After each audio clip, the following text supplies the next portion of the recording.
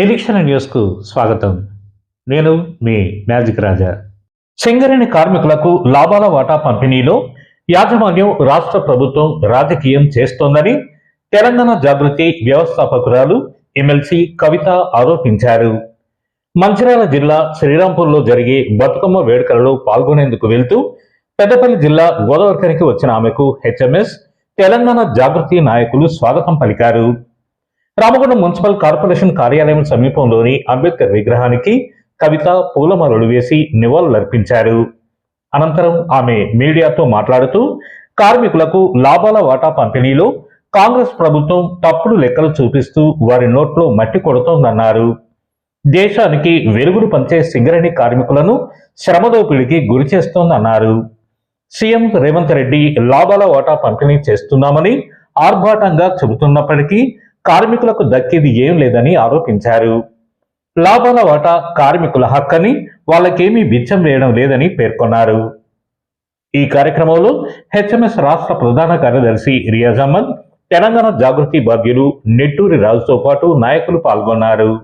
HMS మరియు తెలంగాణ జాగృతి ఆధ్వర్యంలో నిర్వహిస్తున్నటువంటి బతుకమ్మ పండుగ వేడుకలకు హాజరవ్వడానికి రావడం జరిగింది. మరి హెచ్ఎంఎస్ అయినా తెలంగాణ జాగృతి అయినా అందరం కూడా సింగరేణి కార్మికులు బాగుండాలని కోరుకునేటటువంటి వాళ్ళం. మరి సింగరేణి కార్మికుల మధ్యలో బతుకమ్మ జరుపుకోవడం చాలా సంతోషంగా ఉంది.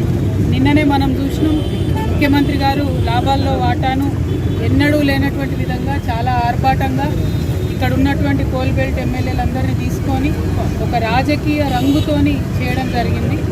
మరి లెక్కలన్నీ కూడా తప్పు చెప్పి పోయిన సంవత్సరం అట్లే చేసిండు, ఈ సంవత్సరం అట్లే చేసిండు, కార్మికుల నోట్లో మట్టి కొట్టేటటువంటి ప్రయత్నం ముఖ్యమంత్రి గారు చేస్తూ ఉన్నారు. సింగరేణి బొగ్గుగని బిడ్డలు చిందించేటటువంటి చెమటనే ఇవాళ మన తెలంగాణ ఇళ్లలో వెలిగేటటువంటి బల్బులు, ఫ్యాన్లు, ఏసీలు. మరి ఆ విషయాన్ని పక్కకు పెట్టి, మానవీయ కోణాన్ని పక్కన పెట్టి శ్రమ దోపిడికి పాల్పడుతున్నటువంటి కాంగ్రెస్ ప్రభుత్వాన్ని తప్పకుండా ప్రజలు తిరస్కరించే రోజు దగ్గరలోనే ఉంది.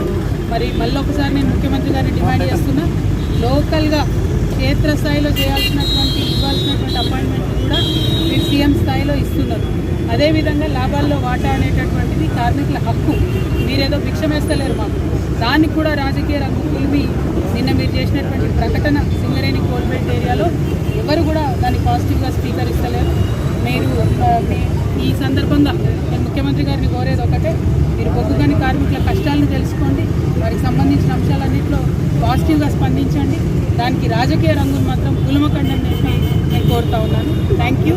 జై తెలంగాణ. మన నిరీక్షణ న్యూస్ను వాచ్ చేయండి, లైక్ చేయండి, సబ్స్క్రైబ్ చేయండి, మీ మిత్రులకు షేర్ చేయండి.